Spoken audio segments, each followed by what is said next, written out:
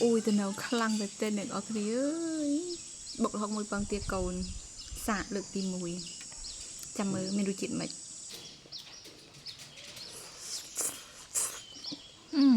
khăng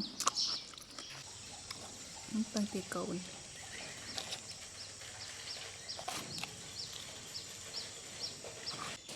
cái đai rồi ui cái đai đã bay crop trâu mong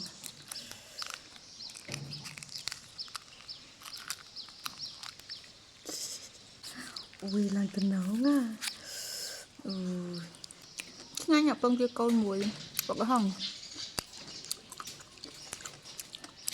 nó mà chanh à cho bột lịch bạch đập lại một đồng